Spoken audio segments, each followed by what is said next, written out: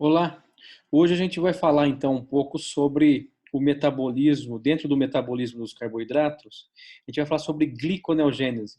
Nós falamos na nossa última apresentação, em relação ao metabolismo do glicogênio, nós tocamos em alguns pontos importantes, não é? Como quando nós falamos sobre o destino do piruvato. Nós falamos que o piruvato ele pode seguir alguns caminhos, né? Ele tem alguns destinos, e quem vai endereçar, quem vai enviar ou fazer a requisição do seu envolvimento dentro desse panorama, desse circuito molecular envolvido no metabolismo energético, é o estado nutricional, é o estado fisiológico, é o estado onde nós temos a disponibilidade da glicose. Como está a disponibilidade da glicose? Essa é uma questão importante em relação à fisiologia. A partir daí, nós temos então um conjunto de reações que são estabelecidos mediante a resposta a esse contexto fisiológico. Então, em alguns casos, onde nós temos a necessidade de glicose, nós temos então a capacidade de produzi-lo, de fazer então, de produzir os mecanismos envolvidos nessa síntese. Então, essa gênese ela é muito bem controlada e regulada, trazendo a capacidade às células em oferecer glicose. Todas as células conseguem fazer gliconeogênese? Não. A gliconeogênese completa ela é feita no hepatócito. Lembrando que no hepatócito é que nós temos enzimas extremamente importantes e enzimas que satisfazem a plenitude de eventos de desfosforilação da glicose. Nós já comentamos e distinguimos as células hepáticas das células musculares em relação à glicogenólise, quando nós tratamos a desfosforilação da glicose e nós possibilitamos que a glicose saísse da célula. Então, se eu estou falando de um contexto, se eu estou falando de uma contextualização fisiológica, eu estou falando da capacidade da célula em jogar a glicose para fora, em fazer, então, uma satisfação em relação a níveis glicêmicos, tudo bem? Então, hoje, agora, nesse instante, a gente vai falar um pouco sobre gliconeogênese, buscando compreender as principais reações envolvidas nesse cenário. Esse próximo slide não é novo para vocês, foi onde nós iniciamos as aulas do metabolismo dos carboidratos, e que fique claro para a gente aqui, olha, uma molécula extremamente importante do metabolismo energético é a glicose 6-fosfato. A saber, em princípio, pela sua capacidade em ser retida pela célula. A glicose é retida pela célula, a célula só se compromete com níveis glicêmicos aumentados lá fora, quando nós tratamos a glicólise, porque a hexoquinase fosforilou a glicose. A glicose fosforilada não tem a capacidade de ser translocada para fora. Eu falo em ter a capacidade no sentido de ação, de ter um transportador. O transportador de glicose ele tem uma atividade específica, como todas as interações supramoleculares que ocorrem na célula.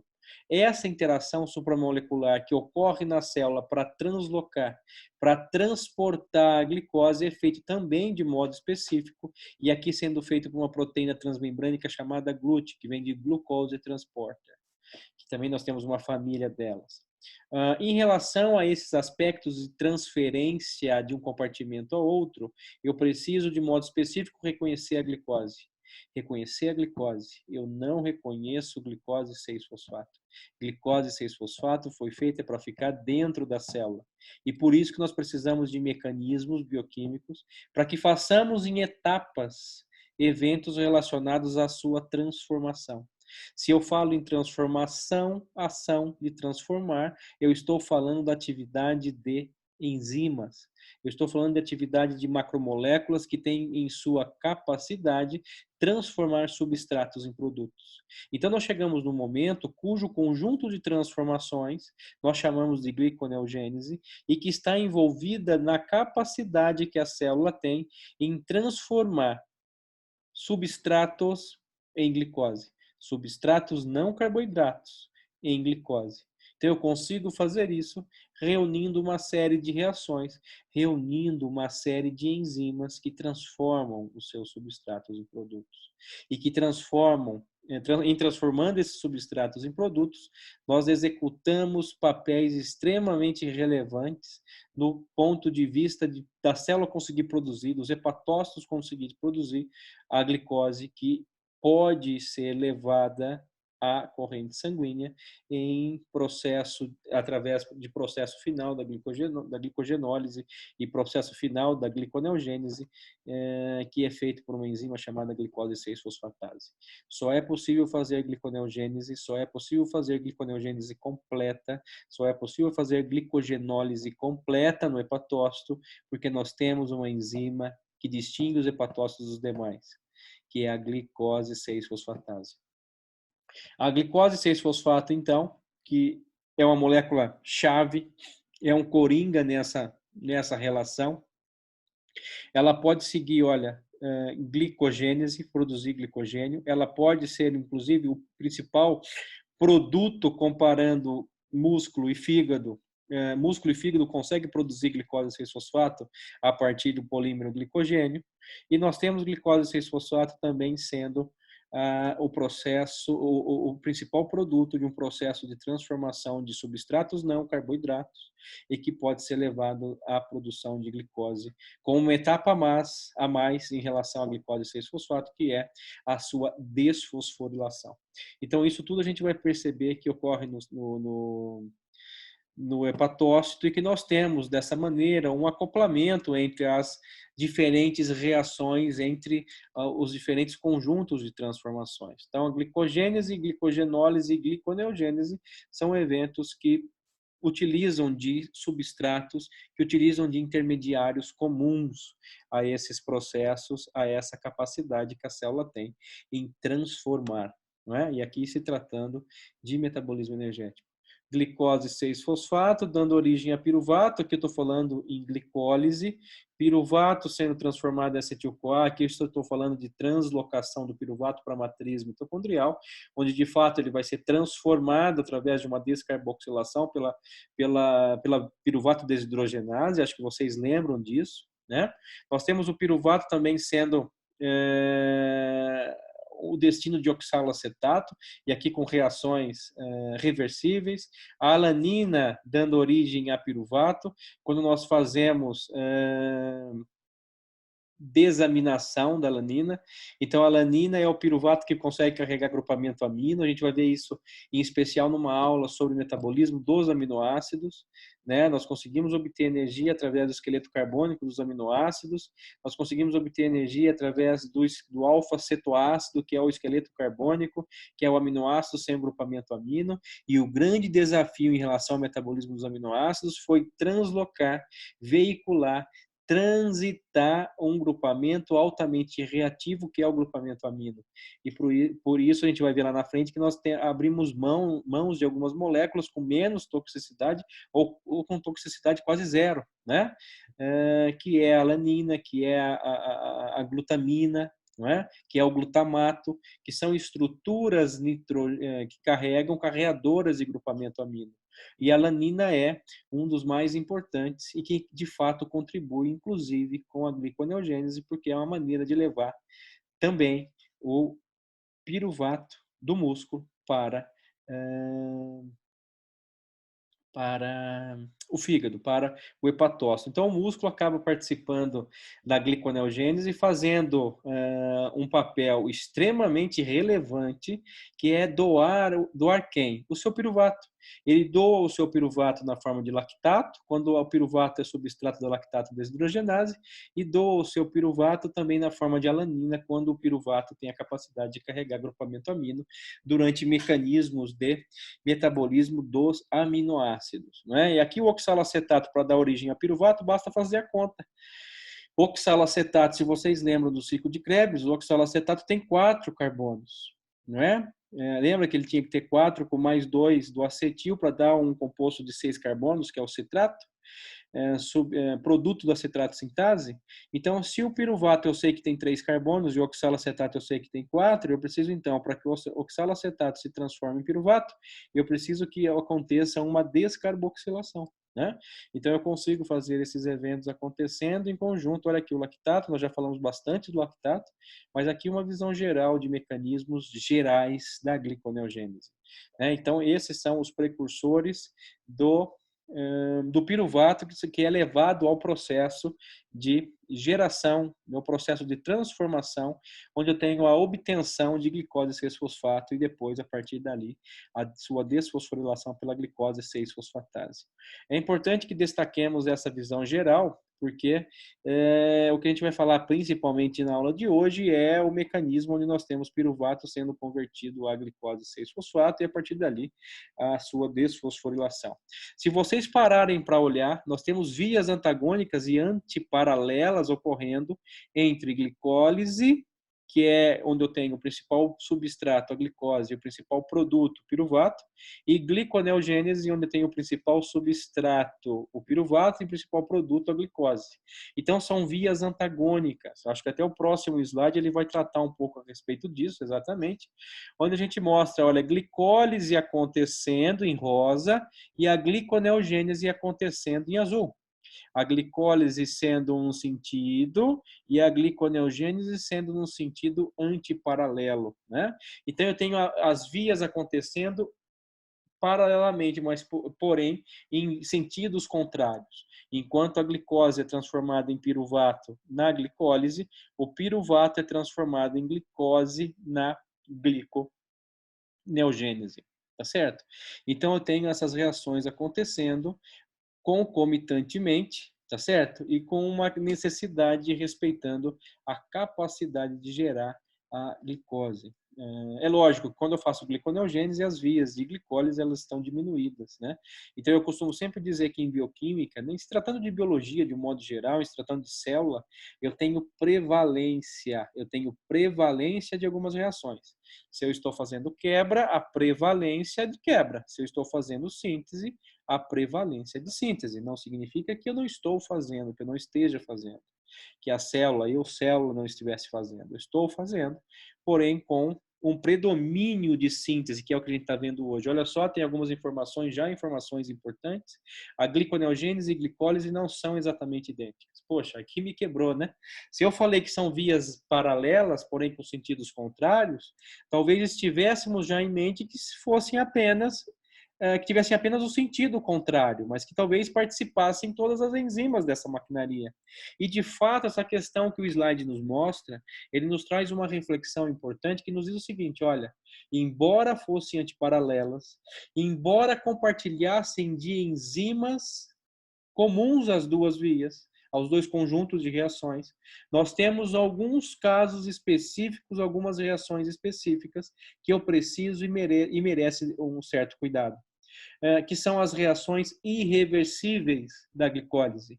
Então, se eu pegar, por exemplo, e for estudar ou reanalisar aqui a glicólise, nós vamos observar que a glicólise ela tem 3 reações que são irreversíveis. Essas reações irreversíveis não compartilham as mesmas enzimas com a gliconeogênese. A gliconeogênese, então, ela é 70%, ela compartilha 70% das enzimas necessárias para a glicólise. Os 30% que não são compartilhados são enzimas que executam papéis irreversíveis na glicólise. E para isso eu preciso, então, fazer um processo onde eu consiga incluir passos, etapas, capazes, então, de satisfazer essa necessidade. Se eu olhar, então, aqui, no caso da glicólise e gliconeogênese, eu já consigo perceber, olhando na gliconeogênese, quem são essas etapas. Olha, eu tenho uma etapa, logo que o piruvato vai ser transformado em fosfenolpiruvato, PEP, e eu preciso, então, de enzimas que não aquela piruvato quinase que nós vimos durante a glicólise, tá certo? Porque a piruvato quinase faz um papel, faz uma reação irreversível. Subindo a minha gliconeogênese, eu vou chegar na transformação de frutose 1,6-bisfosfato em frutose 6-fosfato. Tudo bem? não é a mesma enzima que converteu frutose 6-fosfato em frutose 1,6-bisfosfato na glicólise, porque essa enzima era fosfofrutoquinase 1, que fez, olha só, uma reação irreversível. Notem que todas as outras são reações reversíveis. Então, eu consigo obedecer aquela lei de Le Chatelier, a lei das concentrações. Se eu estou fazendo, então, gliconeogênese, eu estou somando o substrato e não o produto. Por isso que eu vou levar, então, essa via prevalentemente no processo de gliconeogênese. A terceira e última reação é aquela feita pela hexoquinase na glicólise, que também é uma reação irreversível, que inclusive tem a sua importância em segurar e manter e reter a glicose dentro da célula, é onde eu consigo converter glicose em glicose 6-fosfato na hexoquinase, e o processo contrário dessa reação irreversível é feito pela glicose 6-fosfatase, a mesma glicose 6-fosfatase que nós vimos na aula sobre metabolismo de glicogênio, onde nós tínhamos, se vocês se recordarem, nós tínhamos a produção de glicose 1-fosfato e depois a fosfoglicomutase transformava em glicose 6-fosfato. Então, quem é a enzima cujo substrato é glicose 6-fosfato, nessa via de liberação de glicose, é a glicose 6-fosfatase. Então, a glicose 6-fosfatase, ela tem essa capacidade, ela tem esse perfil de fazer com que tenhamos a produção de glicose ao final dessas etapas, desses conjuntos de reações. Olhando aqui ainda, olha, a gliconeogênese não ocorre só no citosol. A gliconeogênese não ocorre só no citosol. Tem uma etapa que nós temos o envolvimento da matriz mitocondrial. E aí eu preciso chamar a atenção no momento oportuno no próximo slide. 7 das reações da glicólise são reversíveis e inversas às da gliconeogênese. As 3 restantes são as irreversíveis, foi isso que nós comentamos até agora, né? Então eu consigo já ter várias conclusões. Na verdade, o conhecimento básico da glicólise e gliconeogênese são eventos que ocorrem da maneira como estão apresentados aqui nesse meu slide, nesse nosso primeiro slide, onde nós temos sim a possibilidade e a capacidade de compreensão desses eventos. Pois bem, no próximo slide é onde a gente começa já olhar as reações que ocorrem. Aqui nós temos algumas reações globais de gliconeogênese e glicólise, que eu não vou chamar a atenção de vocês aqui, se vocês tiverem curiosidade nesse sentido de ter esses aspectos globais, eu vou deixar os slides com vocês para que vocês possam, então, fazer esse estudo em casa e buscar e identificar onde essas moléculas entram, onde elas são transformadas, quem são as enzimas e onde saem esses produtos que são os nossos produtos globais da gliconeogênese e os produtos da glicólise. Então, quem são as reações que nós estamos nos interessando? Quem são as reações irreversíveis da glicólise que nós teremos que ter um mecanismo diferente, distinto na gliconeogênese? São essas 3 aqui, olha. Conversão do piruvato em fosfenolpiruvato, conversão de frutose 1,6-bisfosfato em frutose 6-fosfato e conversão da glicose 6-fosfato em glicose. Pronto, produzir glicose, a glicose é capaz então de sair da célula e manter níveis glicêmicos. Se eu perguntar para vocês assim, olha, onde ocorrem essas reações? Qual célula?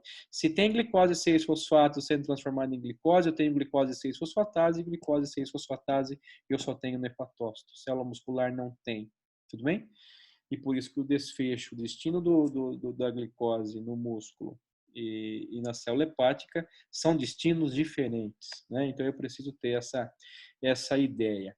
Pessoal, então agora a gente vai olhar um pouco das 3 reações de conversões, as 3 reações que outrora na glicólise eram reações irreversíveis, e vamos partir então da primeira, onde o piruvato ele vai dar origem ao fosfenolpiruvato, ao PEP, fosfenolpiruvato. Tudo bem? E é aí que eu tenho o envolvimento da mitocôndria. Então, olha, o piruvato ele é capaz, então, ele tem a necessidade de entrar na matriz mitocondrial, ele é transformado pela piruvato carboxiquinase em oxaloacetato. Tudo bem? Se piruvato tem 3, oxaloacetato tem 4 carbonos na estrutura, e significa que eu tenho uma molécula de carbono entrando aqui. Tudo bem? Então, o que que a piruvato carboxilase, o que que a piruvato carboxilase faz? Ela inclui um carbono ao esqueleto carbônico de 3 carbonos do piruvato, produzindo oxalacetato. O oxalacetato, então, ele é transformado a malato, ainda na matriz mitocondrial, pela malato desidrogenase mitocondrial, que eu preciso, então, dentre os meus substratos, eu preciso oxalacetato e NADH, o NAD reduzido. Então, o NAD reduzido e oxalacetato consegue ser transformado em malato com liberação do NAD reoxidado. Lembrando, esse NAD reoxidado ele pode participar do ciclo de Krebs.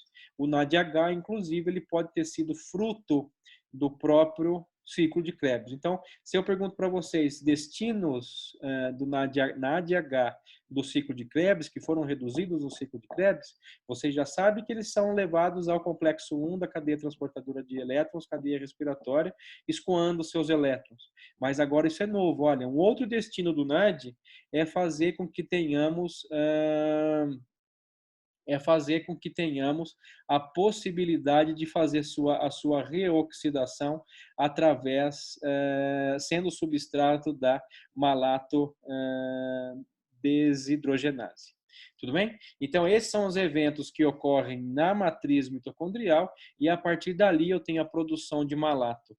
O malato é capaz de ser levado para fora da mitocôndria, onde então ele vai ser substrato de outras. Perdão, estou vendo outras coisas aqui. Sendo substrato de outras enzimas, agora enzimas citosólicas. Então, o malato ele sai da célula, no citosol ele vai ser substrato da malato desidrogenase citosólica. Então, a malato desidrogenase citosólica ela vai fazer um processo de conversão contrário àquele que foi feito na matriz mitocondrial, onde eu tenho a conversão de malato oxalacetato. O oxalacetato ele vai ser descarboxilado. Quem faz isso? O fosfenol piruvato carboxiquinase. Ele faz a descarboxilação e aí eu tenho, a partir do oxalacetato, eu tenho a produção de fosfenol piruvato. Tudo bem? Então, essas são as reações envolvidas durante a primeira etapa, né? E a primeira reação irreversível, aquela comparado às reações da glicólise. Então, nós temos isso tudo acontecendo, nós temos esses eventos sendo realizados nesse processo de conversão. A segunda reação, que vai ser a conversão de frutose 1,6-bisfosfato em frutose 6-fosfato, é onde nós temos, então, a atenção sendo dada para a segunda enzima nesse nível de escalada para a produção de glicose, onde nós temos uma capacidade da transformação, de conversão de frutose 1,6-bisfosfato em frutose 6-fosfato. E aqui nós temos, então, essas reações acontecendo, né? E como que isso acontece? Se você parar para olhar esse nosso esquema, esse nosso desenho, nós temos, olha, frutose 1,6-bisfosfato sendo convertida a frutose 6-fosfato, tá certo? Essa possibilidade faz com que tivéssemos, então, a necessidade de uma enzima específica que fizesse um papel antagônico à fosfofrutoquinase 1. O que a fosfofrutoquinase 1 fez na glicólise, também numa reação irreversível? Converteu frutose 6-fosfato em frutose 1,6-bisfosfato. O que nós faremos agora, nessa escalada da gliconeogênese, na produção da glicose, é a conversão de frutose 1,6-fosfato em frutose 6-fosfato, feito pela frutose 1,6-bisfosfatase. Então, aqui eu tenho uma fosfatase desfosforilando a frutose 1,6-bisfosfato. Se eu tenho frutose 1,6-bisfosfato, o meu produto, então, olha, frutose 6-fosfato. Um fosfato foi retirado. Ele está aqui, ó, se eu pegar essa minha reação.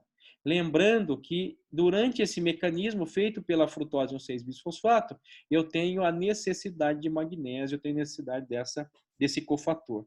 Eu preciso desse cofator para que essa reação aconteça. Na nossa terceira reação, na nossa terceira conversão das reações irreversíveis, nós temos, então, a capacidade da própria produção e liberação da glicose a partir da glicose 6-fosfatase, que faz com que tivéssemos aqui a sua desfosforilação.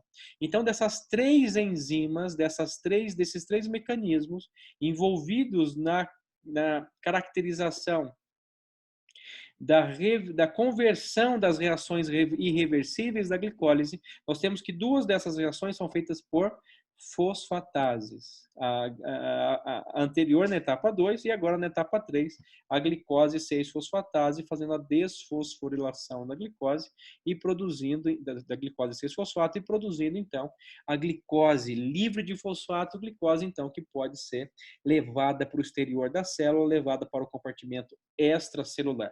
A glicose 6-fosfatase é também ativada por magnésio, né? E são encontradas em células hepáticas e renais, porém, principalmente, majoritariamente nas células hepáticas, tá certo?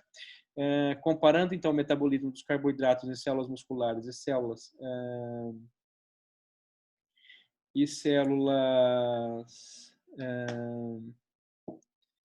hepáticas e musculares, somente as células hepáticas são capazes de desfosforilar a glicose. Pois bem, vamos olhar agora continuidade de casos especiais. Se eu voltar aqui, olha, então são vias antagônicas, a glicólise e gliconeogênese, onde eu tenho na glicólise e gliconeogênese apenas 30% sendo distintos, que são as reações cuja transformação ocorre de modo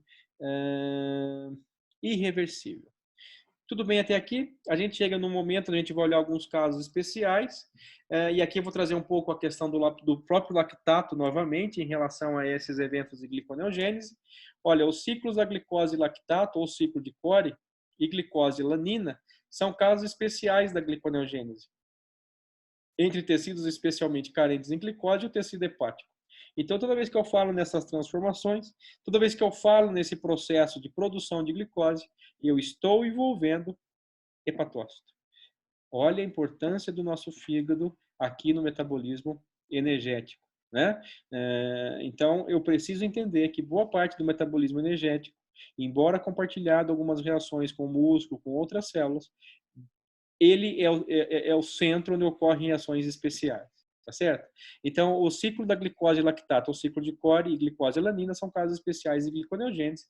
A gente vai ver por quê e vocês já suspeitam. No ciclo de Cori, eu tenho que, olha, aqui eu tenho glicose sendo transformada em lactato, pode ser no músculo, que está tendo uma preferência por uma anaerobiose, que eu preciso de energia rápida, dependendo da contração, do vigor do exercício físico. Glicose está produzindo, então, lactato. O lactato é uma maneira de dar um destino para o piruvato que não a mitocôndria. Então, eu estou falando aqui de uma transformação de piruvato em lactato através da lactato desidrogenase, que faz a redução do piruvato a lactato. Nós já falamos disso. O lactato, então, ele vai na corrente sanguínea, ele sai e vai até o hepatócito. No hepatócito, onde acontece, então, um processo inverso. Nós temos uma lactato desidrogenase hepática que faz a reoxidação do lactato em piruvato. Então, a reoxidação do lactato em piruvato restabelece concentração de piruvato no hepatócito e a partir dali eu consigo fazer a gliconeogênese que nós vimos há pouco. Então, eu consigo subir na escalada de produção de glicose, piruvato produzindo glicose. O que acontece com a glicose?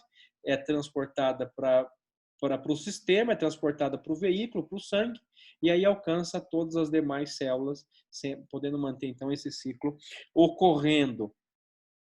Esse é um ciclo, o ciclo de Cori, é um ciclo extremamente atuante em células tumorais.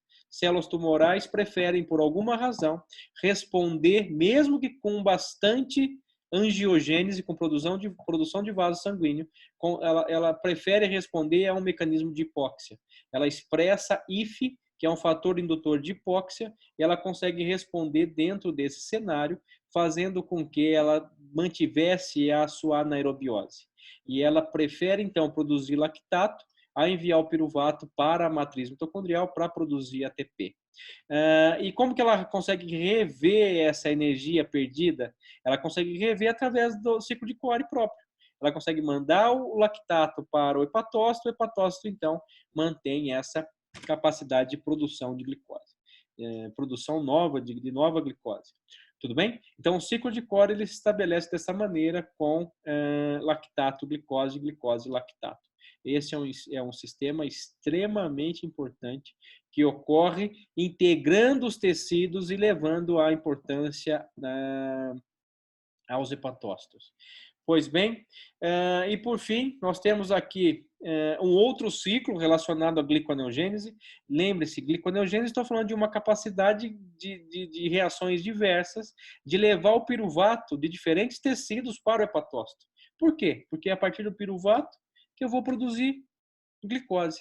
É a partir do piruvato que eu vou conseguir fazer gliconeogênese. É a partir do piruvato, meu substrato majoritário nessa escalada na produção de glicose. Tudo bem? Então, eu consigo produzir piruvato ou restaurar o piruvato no hepatócito através do lactato, quando eu faço um destino diferente da mitocôndria para o piruvato.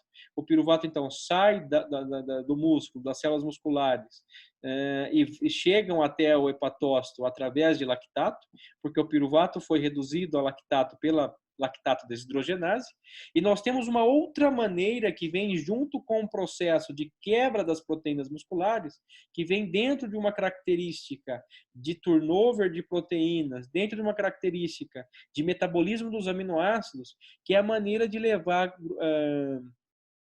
o piruvato para o hepatócito, que é através da alanina. Então, olha só, eu tenho aqui a proteína muscular, a proteína foi quebrada proteólise em aminoácidos. Esses aminoácidos eles foram desaminados, tudo bem? E foi levado esse grupamento amino para o alfa-cetoglutarato. Alfa-cetoglutarato mais grupamento amino, eu tenho glutamato. Por que eu sei disso? Porque, olha, quando a alanina aminotransferase transfere o grupamento amino do glutamato para o piruvato, o que sobra do glutamato é o alfa-cetoglutarato. Então, tem um ciclo que se vicia aqui, olha. Esse alfa-cetoglutarato, que é o glutamato sem grupamento amino, ele volta a participar, pegando mais um grupamento amino e se transformando em glutamato novamente, que é um substrato importante da alanina aminotransferase. A alanina aminotransferase, o que ela faz? Ela pega o grupamento amino que vem do metabolismo do grupamento amino dos aminoácidos e transfere para o piruvato. Então, a alanina aminotransferase transfere o grupamento amino do glutamato para o piruvato. Piruvato mais grupamento amino, alanina. Glutamato sem grupamento amino, alfa-cetoglutarato. Pessoal, o que a alanina aminotransferase fez? Transferiu o grupamento amino do glutamato para o piruvato com o grupamento amino não é mais piruvato. O piruvato com o grupamento amino é quem? Alanina. O glutamato sem o grupamento amino é o alfa-cetoglutarato.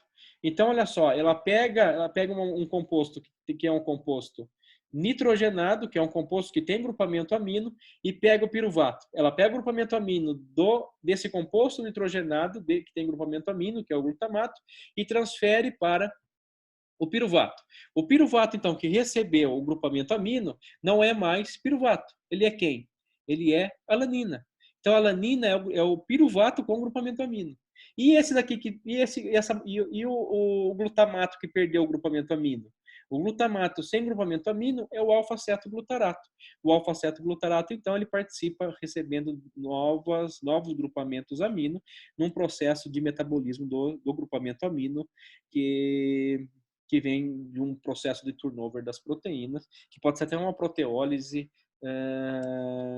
uma distrofia muscular relacionada com alguma patologia, alguma necessidade de energia, que eu estou buscando energia numa fonte que não deveria, né? Porque a nossa fonte, músculo-proteína, nunca foi feito para fins energéticos, mas em casos extremos, é possível sim obter energia a partir do alfa-cetoácido, que é o esqueleto carbônico dos aminoácidos. Mas nesse processo eu tenho que dar fim no grupamento amino, e essa é uma maneira, levando ao glutamato, alanina aminotransferase leva o grupamento amino para o piruvato alanina, e aí a alanina na corrente sanguínea chega no fígado. Olha mais uma vez o fígado aí. Então, o que o fígado está fazendo aqui? Ele recebe a alanina é um aminoácido, ela não é tóxica, não é? Ela não oferece nenhuma toxicidade ao sistema e ela é então transferida, levada, veiculada até o fígado. No hepatócito, a alanina vai ser substrato também da alanina aminotransferase. Então, a alanina aminotransferase faz uma reação, faz reações que são reversíveis.